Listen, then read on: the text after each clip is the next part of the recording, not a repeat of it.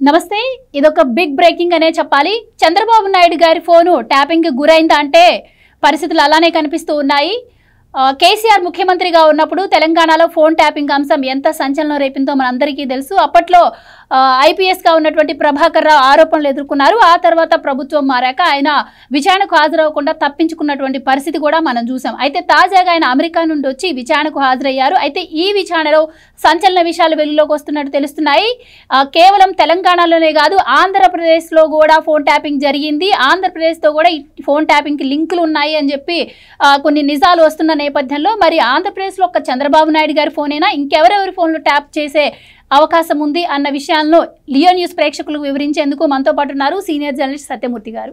నమస్కారం సార్. నమస్కారం అండి. సార్, తెలంగాణలో ఫోన్ ట్యాపింగ్ అంశం మనందరికీ తెలుసు. కానీ ఇప్పుడు కేవలం తెలంగాణలో కాదు, ఆంధ్రాకు కూడా దీంతో లింకులు ఉన్నాయంటున్నారు. అండ్ చంద్రబాబు గారి ఫోన్ ఒక్కడే ట్యాపింగ్ అయిందంటారా? ఇప్పుడు నేను చెప్పినట్టు ఇంకెవరైనా ఫోన్లో అయినా ట్యాపింగ్ జరిగే అవకాశం ఉందంటారా? సో ఇది అసలు ఏ ఉద్దేశంతో జరిగిందంటారు? ఎవరికి మేలు చేసేందుకు జరిగిందంటారు? దీనిపై మీ విశ్లేషణ ఏంటి? ఇది టెలిఫోన్ ట్యాపింగ్ అనేది సాధారణంగా చేయకూడదు. ఇది టెలిఫోన్ ట్యాపింగ్ చేయాలంటే దానికి చాలా నిబంధనలు ఉంటాయి. అది కూడా ఏంటి అంటే ఈ మావోయిస్టుల కదలికలు, ఎవరన్నా దేశద్రోహులు ఎవరన్నా ఉంటే, ఐఎస్ఐ ఉగ్రవాదులు ఎవరన్నా ఉంటే వాళ్ళ టెలిఫోన్లు ట్యాప్ చేయటం, అటువంటివి చేయాలి తప్ప అది కూడా ఒక ప్రొసీజర్ ప్రకారం ఇట్లా ఎవరు పడితే వాళ్ళు పెగాసస్ సాఫ్ట్వేర్ తీసుకొచ్చుకొని అందరివి మేము ట్యాప్ చేస్తామంటే కుదిరే పని కాదు. అది తెలంగాణలో మీరు చెప్పినట్టు ఈ టెలిఫోన్ ట్యాపింగ్ అంశం ఇప్పుడే ఒక కొలిక్కి వస్తూ ఉన్నది. ఈ కొలిక్కి వస్తూ ఉన్న క్రమంలో చాలా కొత్త కొత్త విషయాలు కూడా బయటకు వస్తూ ఉన్నాయి. ప్రభాకర్ రావు, అప్పటి ఎస్ఐబి చీఫ్ ప్రభాకర్ రావు మొత్తం వీటన్నిటికీ బాధ్యుడు. తెలంగాణలో టెలిఫోన్ ట్యాపింగ్ అంశం బయటకు వచ్చిన తర్వాత అతను అమెరికా వెళ్ళిపోవటం ఇదంతా మనకు తెలిసిందే. ఇప్పుడు వచ్చి విచారణలో అటెండ్ అవుతూ ఉంటే కొన్ని కొత్త విషయాలు బయటికి వస్తూ ఉన్నాయి. బయటికి వస్తూ ఉంటే ఇప్పుడు ఆంధ్ర వాళ్ళ ఫోన్లు ఎట్లా ట్యాప్ చేశారు అనేది ప్రధానమైన అంశం. అంటే ఏంటంటే అప్పుడు ఆంధ్రప్రదేశ్ రాష్ట్రం విడిపోయిన తర్వాత కూడా 10 ఏళ్ల పాటు ఉమ్మడి రాజధాని హైదరాబాద్గానే ఉన్నది. అంటే మొన్నటి వరకు కూడా ఉమ్మడి రాజధాని హైదరాబాద్గానే ఉన్నది. పోలీసులకు కూడా అంటే ఉమ్మడి పోలీసింగే ఉండేది. అంటే చాలా దగ్గర సంబంధాలతోటి ఉండేది. అంటే 2 రాష్ట్రాలకి 2 డీజీపీలు సపరేట్గా ఉన్నా కానీ కొన్ని వింగ్స్ కలిసే ఉండేవి. ఆ పరిస్థితి అదే కాకుండా ఇక్కడ మెయిన్గా ఏంటి అంటే చంద్రబాబు నాయుడు ఓన్ హౌస్ హైదరాబాదులోనే ఉన్నది. అదేవిధంగా పవన్ కళ్యాణ్ కూడా ఇక్కడే ఉంటాడు, లోకేష్ కూడా ఇక్కడే ఉండేవాడు అప్పట్లో. అంటే అక్కడ జగన్మోహన్ రెడ్డి అక్కడ టెలిఫోన్ ట్యాప్ చేయడానికి పెద్ద అవకాశం ఉండేది కాదు. ఉంటే అక్కడ జగన్మోహన్ రెడ్డి చేసేవాడు. వీళ్ళందరూ ఇక్కడ ఉంటారు కదా, హైదరాబాద్లో ఉంటారు కాబట్టి ఆ టెలిఫోన్ ట్యాప్ చేసే అవకాశం అక్కడ లేదు. ఇక్కడ ఎటో ఒక ఎస్ఐబి అని ఒక పెద్ద సపరేట్ దుకాణం పెట్టుకొని మరి కేసీఆర్ చేయించాడా, కేటీఆర్ చేయించాడా, ఎవరో ఒకళ్ళు అయితే చేయించారు గ్యారంటీ, అందులో డౌటే లేదు. అందులో భాగంగానే చంద్రబాబు నాయుడు, పవన్ కళ్యాణ్, లోకేష్ ఫోన్లు కూడా ట్యాప్ చేశారా అనేది ఇప్పుడు ప్రధానమైన ప్రశ్న ముందరికి వచ్చింది.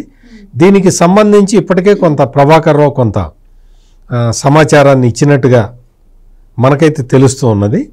అంటే ఎట్లా ట్యాప్ చేశారు ఏంటి అంటే వాళ్ళ దగ్గర నుంచి తెలుసుకున్న సమాచారం ఏంటి, తెలంగాణ ప్రభుత్వానికి ఏంటి దీనికి సంబంధం ఏంటి, ఆంధ్ర దానికి సంబంధించింది తెలంగాణ ప్రభుత్వానికి ఏంటి అంటే అప్పట్లో ముఖ్యమంత్రిగా ఉన్న కేసీఆర్కి, జగన్మోహన్ రెడ్డికి, అప్పట్లో ఆంధ్రప్రదేశ్ ముఖ్యమంత్రిగా ఉన్న జగన్మోహన్ రెడ్డికి సంబంధాలు అందరికీ తెలిసిందే. ఎంత దగ్గర సంబంధాలు ఉన్నాయి అంటే ఈయన రాజకీయ గురువు అని ఆయన చెప్పటం, ఇంకో నా పిల్లగాళ్ళ లాంటి వాడని ఈయన చెప్పటం, ఇట్లా వాళ్ళకి చాలా సుహృద్భావ వాతావరణంలో నడిచింది. కేసీఆర్ అప్పట్లో వెళ్ళాడు ఎక్కడికి రాయలసీమ వెళ్ళాడు, రోజా ఇంటికి అనుకుంటా. రోజా ఇంటికి వెళ్ళి అసలు రాయలసీమని నేను సస్యశ్యామలం చేస్తాను, జగన్మోహన్ రెడ్డి కాదు కేసీఆర్, రాయలసీమని నేను ఎట్లయినా సరే సస్యశ్యామలం చేస్తాను, ప్రతి ఎకరానికి నీళ్లు ఇస్తాను అని చెప్పాడు అప్పట్లో కేసీఆర్. తెలంగాణ ముఖ్యమంత్రిగా ఉండి రోజా దగ్గరికి వెళ్ళి ఈ మాటలన్నీ కేసీఆర్ చెప్పాడు. అంటే ఇవన్నీ ఎందుకు చెప్పుకోవాల్సి వస్తుందంటే అంత దగ్గర సంబంధం ఉంది కేసీఆర్కిను జగన్మోహన్ రెడ్డికి. కేసీఆర్ అప్పట్లో ప్లాన్ వేశాడు, అంటే గోదావరి కృష్ణా నదుల్ని లింక్ చేద్దామని ప్లాన్ వేసి మొత్తం అంతా కూడా తెలంగాణ మీద నుంచి గోదావరి అట్లా తీసుకెళ్లేలాగా ప్లాన్ చేస్తే అప్పట్లో ఆంధ్రప్రదేశ్ అసెంబ్లీలో జగన్మోహన్ రెడ్డి అన్నాడు, అసలు చాలా గొప్ప ప్లాను కేసీఆర్ వేసింది, చాలా అద్భుతంగా ఉంది, ఆంధ్రప్రదేశ్ ప్రభుత్వం తరఫున మేము సహకరిస్తామని చెప్పాడు. చెప్పినప్పుడు అప్పుడు చంద్రబాబు నాయుడు చెప్పాడు అసెంబ్లీలోనే, సరిగ్గా తెలుసుకొని మాట్లాడు జగన్, అదంతా కూడా మొత్తం తెలంగాణకి బెనిఫిట్ వస్తుంది, ఆంధ్రాకి ఎక్కువ బెనిఫిట్ రాదు, ఆంధ్రాకి కూడా లాభం కలగాలి అంటే కృష్ణా గోదావరి లింకేజీ అట్లా జరగకూడదు అని చెప్పి ఆయన ఆల్టర్నేటివ్ ప్లాన్ చెప్పాడు. జగన్మోహన్ రెడ్డి కేసీఆర్ వ్యామోహంలో ఉండి చిచి నువ్వు చెప్పినట్టు నేనెందుకు చేస్తా, నేను కేసీఆర్ చెప్పినట్టే చేస్తానని చెప్పాడు. ఆ తర్వాత అంటే జరిగిన పరిణామాలు అన్నీ కూడా చూస్తే చంద్రబాబు నాయుడు అంటే ఏ నిర్ణయం తీసుకున్నా ముందర జగన్మోహన్ రెడ్డికి తెలిసేది. ఆయన బాధుడు కార్యక్రమం తీసుకున్నాడు అప్పట్లో ప్రతిపక్ష నాయకుడిగా చంద్రబాబు నాయుడు. ఆ బాధుడు కార్యక్రమం తీసుకుంటే అది జగన్మోహన్ రెడ్డి మీడియాలో ముందరే వచ్చేసింది. అట్లా కొన్ని కార్యక్రమాలు ఈయన చంద్రబాబు నాయుడు నిర్ణయాలు తీసుకుంటే అవి వాళ్ళు ముందరే కౌంటర్లు అటాక్ రెడీ చేసుకునేవాళ్ళు. లోకేష్ పాదయాత్ర ప్రారంభించే సమయంలో కూడా ప్రారంభించడానికి ముందు కరెక్ట్గా జీవో 1 తీసుకొచ్చాడు జగన్మోహన్ రెడ్డి అప్పట్లో ముఖ్యమంత్రిగా. అంటే జీవో 1 అంటే మొత్తం రిస్ట్రిక్షన్లు పెట్టడం. అప్పట్లో పవన్ కళ్యాణ్ కూడా ఒక యాత్ర మొదలు పెడితే పవన్ కళ్యాణ్ని లోకేష్ని కంట్రోల్ చేయడానికి జీవో 1 అని తీసుకొచ్చి రిస్ట్రిక్షన్స్ పెట్టేశాడు, వాళ్ళు యాత్ర చేయకుండా అడ్డుకోవాలి అని. లోకేష్ యోగళం పాదయాత్ర పెట్టి మనకు అవన్నీ తెలిసిన విషయాలే.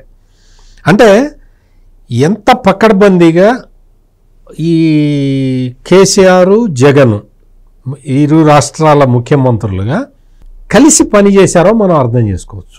ఇక్కడ టెలిఫోన్ ట్యాపింగ్ విషయం తెలంగాణలో పైకి వచ్చిన తర్వాత అంటే దాని వెలుగులోకి వచ్చిన తర్వాత దీని మీద కొంత చర్చ జరిగిన మాట వాస్తవమే. కానీ ఇప్పుడు ప్రభాకర్ రావు ఎస్ఐబి చీఫ్, మాజీ చీఫ్, అతను పట్టుబడ్డ తర్వాత కొత్త విషయాలు బయటకు వస్తూ ఉన్నాయి. ఈ కొత్త విషయాలు అంటే ఎక్కడికి లీడ్ చేస్తాయి ఏంటి అనేది ఇంకా కొన్ని రోజులైతే స్పష్టంగా తెలిసిపోతుంది మనకు కూడా. ఇక్కడ టెలిఫోన్ ట్యాపింగ్ చేయటం ఏంటి, ఎందుకు, ఏం చేస్తాడు చంద్రబాబు నాయుడు? ఏదన్నా ప్రోగ్రామ్కి పిలిపిస్తాడు. అది పెగాసస్ సాఫ్ట్వేర్ తెప్పించారని అప్పట్లో కొంతమంది వైసీపీ మంత్రుల పేర్లు కూడా, ఎమ్మెల్యేల పేర్లు కూడా అప్పుడు వినిపించాయి కదా సార్ ఏపీలో. అంటే వాళ్ళకు కూడా సంబంధం ఏమైనా ఉండే అవకాశం ఉంటుంది? ఎగ్జాక్ట్గా నాకు పేర్లు సరిగ్గా గుర్తు రావట్లేదు, కానీ కొంతమంది పేర్లు అయితే అప్పుడు విన్నాము. అంటే ఏంటి అంటే మొత్తం పెగాసస్ సాఫ్ట్వేరు అది అంతా తీసుకొచ్చిన తర్వాత దాన్ని విస్తృతంగా వాడారు. అన్ని గవర్నమెంట్, తెలంగాణ గవర్నమెంట్ అయితే విస్తృతంగా వాడింది. ఆంధ్ర గవర్నమెంట్ మీద కూడా అప్పట్లో జగన్మోహన్ రెడ్డి ఉన్నప్పుడు ఈ పెగాసస్ సాఫ్ట్వేర్ గురించి చర్చ జరిగింది. పెగాసస్ సాఫ్ట్వేర్ గురించి చర్చ జరిగితే జగన్మోహన్ రెడ్డి ఏం చేశాడు అంటే అతను ముఖ్యమంత్రిగా అసెంబ్లీలో మాట్లాడుతూ మా వెస్ట్ బెంగాల్ ముఖ్యమంత్రి మమతా బెనర్జీ చెప్పిన విషయాన్ని కోట్ చేశాడు. మమతా బెనర్జీ చెప్పిందనమాట పెగాసస్ సాఫ్ట్వేరు అప్పట్లో కొన్నారు, ఆంధ్రప్రదేశ్ ప్రభుత్వం కూడా కొన్నది, చంద్రబాబు నాయుడు ప్రభుత్వంలో పెగాసస్ సాఫ్ట్వేర్ కొన్నది, వాళ్ళు మా దగ్గరకు కూడా వచ్చారు అని వెస్ట్ బెంగాల్ ముఖ్యమంత్రి మమతా బెనర్జీ చెప్పింది. దాన్ని జగన్మోహన్ రెడ్డి రాష్ట్ర అసెంబ్లీలో, ఆంధ్రప్రదేశ్ అసెంబ్లీలో కోట్ చేస్తూ చెప్పాడు. జగన్మోహన్ రెడ్డి వాళ్ళ ఎమ్మెల్యేలు అందరూ కూడా అంటే పెగాసస్ సాఫ్ట్వేర్ని వాడటానికి అంటే వాడారు, జగన్మోహన్ రెడ్డి వాడాడు అని చెప్పటానికి ఇది మనం బేస్గా తీసుకోవచ్చు. పెగాసస్ సాఫ్ట్వేర్ని వాడి కొన్నది నేను కాదు చంద్రబాబు అని ఆయన మీదకి తోయటానికి ప్రయత్నం చేశాడు. అదే పెగాసస్ సాఫ్ట్వేర్ను ఉపయోగించి తెలంగాణ ప్రభుత్వం టెలిఫోన్లు ట్యాప్ చేసింది, ఇద్దరు షేర్ చేసుకున్నారు అనేది ఇప్పుడు కొత్తగా వస్తున్న సమాచారం. ఇదంతా కూడా మొత్తం ఈ హార్డ్ డిస్కులు ఇవన్నీ కూడా తీసేసి వాటిని డిస్ట్రాయ్ చేయడానికి ప్లాన్ చేశారు తెలంగాణలో ప్రభాకర్ రావు. మొత్తం తీసి హార్డ్ డిస్క్లని కొన్ని తగలబెట్టి ఆ మిగిలినవి కూడా తీసుకెళ్ళి మూసీ నదిలో పడేశారు. అంత భారీ ఎత్తున ప్లాన్ చేశారు. కానీ ఇంకొక ఆఫీసర్ ఉన్నాడు, ప్రణీత్ రావు ఏదో అతని పేరు ఏదో ఉంది. అతని సెల్ ఫోన్లో డేటా ఉంది, అది డిలీట్ చేయలేదు. దాంతో మొత్తం తీగ అక్కడి నుంచి పట్టుకొని పోలీసులు లాగితే ఈ డొంకంతా కదిలింది. ఇప్పుడు అంటే ప్రభుత్వంలో ఉన్నవాళ్ళు ఈ టెలిఫోన్ ట్యాపింగ్ చేయటానికి కొన్ని నిబంధనలు ఉంటాయి. మావోయిస్టుల కదలికలు వాటిని గుర్తుపట్టడానికి వాటికి సంబంధించి చేయాలి తప్ప సాటి రాజకీయ నాయకుల ఫోన్లు ట్యాప్ చేయకూడదు. కానీ ఇక్కడ చేశారు అనేది చాలా స్పష్టంగా అర్థమైపోతూ ఉన్నది. దీన్ని రాజకీయంగా ఎట్లా వాడుకున్నారు అనేది కూడా ఎస్టాబ్లిష్డ్ ఫ్యాక్ట్. కేసీఆర్ కొంతమంది ఎమ్మెల్యేలని ట్రాప్ చేయటం, దాన్ని బీజేపీ అగ్రనాయకుడు బిఎల్ సంతోష్ అనే ఆయన ఉన్నాడు, ఆయన్ని క్యాప్చర్ చేసి పట్టుకోవటం, ఇటువంటి పనులన్నీ చేశారు. అక్కడ వాస్తవానికి జరిగిందేమీ లేకపోయినా కానీ దాన్ని పెద్ద క్రియేట్ చేసి కేసీఆర్ పొలిటికల్గా ఒక అడ్వాంటేజ్ తీసుకుందామని చెప్పి చాలా చాలా ప్లాన్లు చేశాడు. తన మిత్రుడైన జగన్మోహన్ రెడ్డి, మిత్రుడు అని అనకూడదు, శిష్యుడు, తన శిష్యుడైన జగన్మోహన్ రెడ్డికి కూడా టెలిఫోన్ ట్యాపింగ్ ఇన్ఫర్మేషన్ని షేర్ చేశాడని చెప్పొచ్చు. త్వరలో అన్ని విషయాలు బయటికి వస్తాయి. త్వరలో అన్ని విషయాలు చాలా క్లియర్ కట్గా బయటికి వస్తాయి. వచ్చిన తర్వాత అంటే ఇది ఆంధ్రప్రదేశ్ ప్రభుత్వానికి సంబంధించిన విషయం కూడా కాబట్టి ఇప్పుడు తెలంగాణలో విచారణ ముగిసిన తర్వాత మరి ఈ ప్రభాకర్ రావుని, ప్రణీత్ రావు వీళ్ళని ఆంధ్రప్రదేశ్ ప్రభుత్వం కూడా కేసు బుక్ చేసి వాళ్ళని విచారణకి పిలుస్తుందా లేదా అనేది మనం వెయిట్ చేసి చూడాలి.